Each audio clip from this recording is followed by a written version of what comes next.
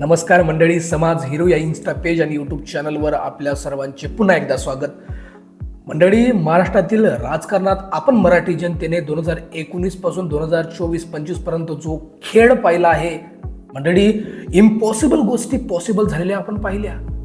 पण आजची गोष्ट ही वेगळीच आहे मंडळी. संजय राऊतांचं असं मत आहे की देवेंद्र फडणवीस मुख्यमंत्री होऊन 2-2.5 महिने झाले तरी वर्षा बंगल्यावर राहायला जात नाही. याचं कारण असं आहे की वर्षा बंगल्यात भूताचा वास आहे. याचं कारण असं आहे की कामाख्या देवीला कापलेले जे रेडे आहेत त्या रेड्यांची शिंग या बंगल्यात पुरली गेली आहे. आणि या रेड्यांच्या शिंगाचा, या पुरलेल्या शिंगाचा हेतू असा होता की वर्षा बंगल्यात येणारा कुठलाही मुख्यमंत्री आपला कार्यकाळ पूर्ण करू शकणार नाही. हे मुख्यमंत्री पद परत परत एकाच माणसाकडे जाईल. आता परत परत एकाच माणसाकडे जाईल, हे बोट कोणाकडे जाते हे तुम्ही ठरवा आणि तुम्ही पहा.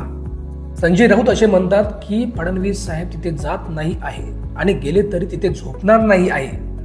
याचं कारण संजय राऊत यांच्या मते असं आहे की तिथे काहीतरी काळा जादू आहे.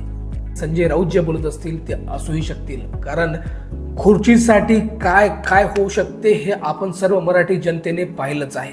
त्यामुळे कुठल्या लेवलला हे राजकारणी जाऊ शकतात हे आपण किंवा आपल्या कल्पनेच्या बाहेरचं आहे. म्हणजे एकूणच खालच्या पातळ्या पूर्ण करून मराठी राजकारण, महाराष्ट्रातलं राजकारण लिंबू मिरचीकडे वळलं आहे, काळ्या जादूकडे वळलं आहे. माहित नाही संजय राऊतांना हा विषय कसा कळला असेल, माहित नाही या गोष्टी मागे किती तथ्य असेल. हे बोलत आहे याचा अर्थ असाच आहे काय की तिथे काळा जादू आहे त्यामुळे फडणवीस साहेब येत नाही आहे? याचा अर्थ असाही असू शकतो मामीचं त्या बंगल्यात मन लागत नसेल. याचा अर्थ असाही असू शकतो फडणवीस साहेबांचं तिथे मन लागत नसेल. याचा अर्थ असाही असू शकतो मामीचा तिथे सूर लागत नसेल. याचा अर्थ असाही असू शकतो फडणवीस साहेबांना राजकारणातील कुठाने तिथे सुचत नसेल. असे अनेक कारण असू शकतात.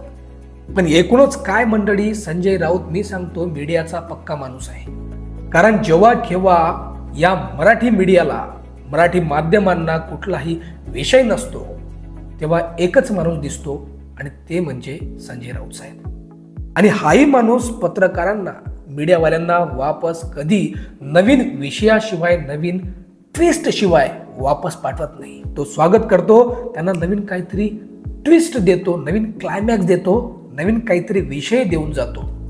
सर्वात जास्त मुलाखती देणारा, सर्वात जास्त विषय खोदून काढणारा, सर्वात जास्त माध्यमांशी कॉन्टॅक्ट ठेवणारा हा माणूस, याची नोंद झाली पाहिजे. या माणसाने आणखी एक इम्पॉसिबल काम पॉसिबल करून टाकलं तर खूप चांगलं होईल. ते म्हणजे उद्धव साहेब आणि राज साहेबांना एकत्र आणणं आणि स्वतः राजकारणातून संन्यास घेणं. कारण हे दोन भाऊ एकत्र आल्यावर ते एकत्र राहिले पाहिजे.